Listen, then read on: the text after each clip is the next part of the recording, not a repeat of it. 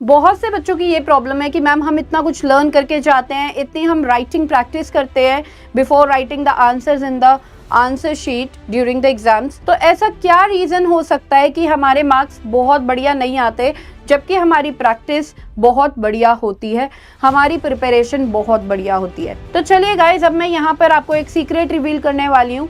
Basically क्या होता है कि आपने ठीक है लर्निंग वर्क अच्छे से किया, ठीक है, आपको कंटेंट आता है, लेकिन आप उस कंटेंट को प्रेजेंट कैसे करते हो, that is how you right your answers in the answer sheets during your exams. So guys, इस वीडियो में मैं आपको अवेयर करने वाली हूँ about answer writing tricks in CBSE board exams. In tricks के बाद आप देख लीजिएगा आपका जो स्कोर है वो अपलिफ्ट हो जाएगा डेफिनेटली।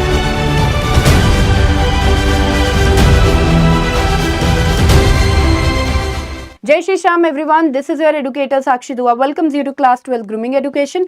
तो इस वीडियो को बेटा ध्यान से देखना, ये वीडियो बिल्कुल एक आपके लिए टर्निंग पॉइंट हो सकता है आपके मार्क्स को अपलिफ्ट करने के लिए। तो चलिए बात करेंगे briefly about the answer writing tricks. तो सबसे पहले देखिए, मैं जनरली देखती हूँ कि क्लास 12 की आंसर शीट्स चेक करते टाइम भी मैं देखती हूँ कि बच्चों ने पैराग्राफ्स में आंसर लिख रखे हैं। देखिए, कोई भी टीचर यहाँ पर पैराग्राफ्स देखने में इंटरेस्टेड नहीं है। Right your answer in points, points में आंसर लिखिए बेटा, ये बहुत ज़रूरी है, ये प्रेजेंटेशन टेक्निक्स हैं। इतना बड़ा पैराग्राफ कोई टीचर नहीं पढ़ने वाली है, ठीक है, वो बिना पढ़े आपको आंसर दे जाएगी कम।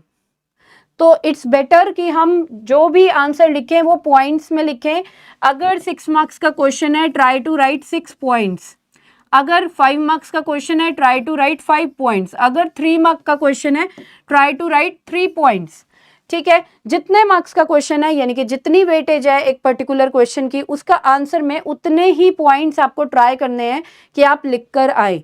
अच्छा, और चीज मैंने देखी है बच्चों में कि डायरेक्टली पॉइंट्स लिख कर आ जाते हैं। मतलब अगर आपसे पूछा गया है कि explain the features of planning, तो आप direct number 1 planning is pervasive, number 2 planning is forward looking. ठीक है, तो ये चीजें गलत है। आप सबसे पहले एक आंसर लिखो कि following are the features of planning, फिर हाइफन डालो, फिर नंबर 1 पॉइंट। ओके, तो डायरेक्टली आंसर पे नहीं आना, कुछ क्वेश्चन से रिलेटेड स्टेटमेंट लिखनी है, उसके बाद आपको उन पॉइंट्स के बारे में बात करनी है। दूसरा, यूज कीवर्ड्स। बेटा आपको कीवर्ड्स यूज करने हैं। कीवर्ड्स यानी कि इंपॉर्टेंट वर्ड्स, कुछ टेक्निकल वर्ड्स, ठीक है, कुछ भी मीनिंग पूछा जाए उससे रिलेटेड जितने भी कीवर्ड्स हैं उन्हें आप हाईलाइट कीजिए अपने आंसर में। एंड बाकी चीज पे क्या ध्यान देना है, फोकस ऑन राइटिंग की पॉइंट्स फर्स्ट। जो इंपॉर्टेंट चीजें हैं ना वो हम भूल जाते हैं, जो नॉन इंपॉर्टेंट चीजें होती है इतनी सारी लिखाते हैं। फोकस करो कि पहले आप इंपॉर्टेंट पॉइंट्स लिखो। ठीक है, मान लो 3 मार्क्स का क्वेश्चन है, आपको 6 पॉइंट्स पता है, ठीक है, ऑल्दो यहाँ पे नीड कितनी है 3 पॉइंट्स की, तो आप क्या करोगे, पहले के जो नॉन इंपॉर्टेंट पॉइंट्स है तीनों वो लिखा है, इंपॉर्टेंट रह गया। ऐसा नहीं करना है, पहले फोकस करो बेटा ऑन राइटिंग की पॉइंट्स, पहले इंपॉर्टेंट पॉइंट्स को लिखो, ठीक है, फिर बाद में नॉन इंपॉर्टेंट पॉइंट्स को आप लिखिए। नेक्स्ट, बहुत से बच्चों को लगता है कि आंसर में डायग्राम या ग्राफ्स हमें तभी बनाने हैं जब क्वेश्चन में जब बोला जाए।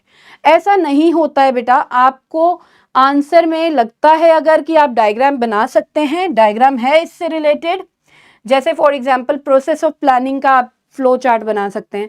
बिजनेस स्टडीज में कोई भी प्रोसेस आ जाए, process of controlling, process of planning, process of organizing, right, process of directing, कोई भी प्रोसेस हो आप उसका फ्लो चार्ट बना सकते हैं, तो वहां पे डायग्राम आराम से बन सकता है।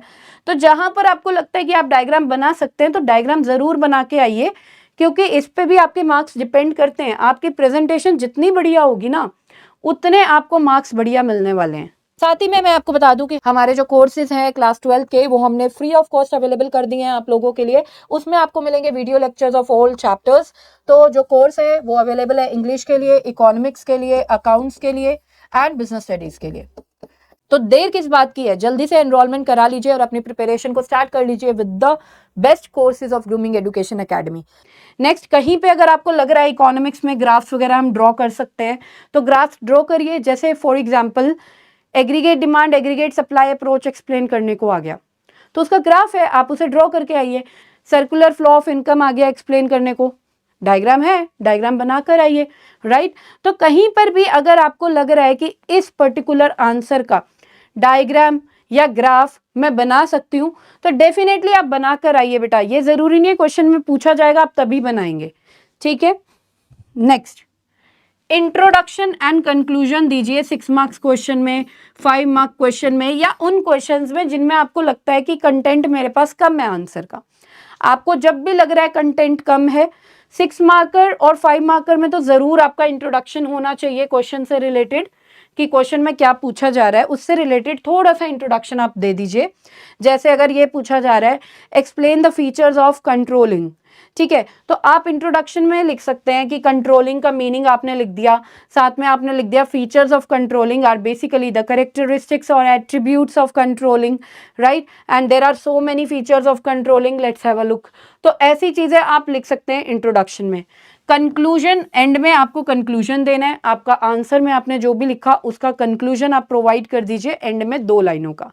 इससे क्या होगा, इससे आपकी प्रेजेंटेशन टेक्निक्स बहुत अच्छी मानी जाएंगी और आपको मार्क्स मिलेंगे।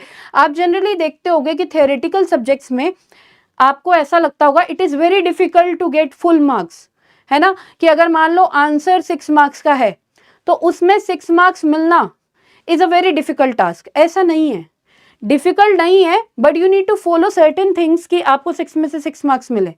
तो that is what presentation techniques are. आपको प्रेजेंटेशन टेक्निक्स फॉलो करनी है। अगर आप इसके थ्रू चलोगे तो डेफिनेटली 6 में से 6 मिलेंगे, 5 में से 5 मिलेंगे, 4 में से 4 मार्क्स मिलेंगे, ठीक है। सो बेटा इन चीजों को आप जरूर फॉलो कीजिए, ठीक है। और कई बार ऐसा होता है कि क्वेश्चन आ जाता है शॉर्ट नोट्स पे, like right a short note, right a short note on controlling, ठीक है। कंट्रोलिंग पे आपको शॉर्ट नोट लिखना है। अब शॉर्ट नोट का ना मतलब बच्चों को ये लगता है बस हाँ एक छोटा सा पैराग्राफ लिख कर आना है, ये 3 मार्क का क्वेश्चन है, बस एक पैराग्राफ लिखाएंगे इससे रिलेटेड। ऐसा नहीं है बेटा, कोशिश यही होनी चाहिए कि हम टीचर को एक वैरायटी दिखाएं, हमें ये भी पता है, हमें ये भी पता है, हमें ये भी पता है इस पर्टिकुलर टॉपिक से रिलेटेड। जैसे अगर मैं कंट्रोलिंग की बात करूं तो आप इसका सबसे पहले मीनिंग दे सकते हैं, राइट। फीचर शॉर्ट में बता दीजिए, ठीक है। इंपॉर्टेंस बता सकते हैं।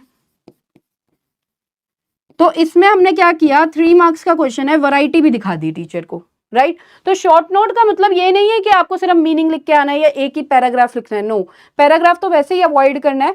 दूसरी चीज, आप कोशिश करिए कि आप वैरायटी दें आंसर में। जितना बढ़िया आप मल्टीपल एस्पेक्ट्स पे लिखेंगे उतना बढ़िया आपके मार्क्स आएंगे। तो इन थोड़े से चीजों पे ध्यान देना है बेटा।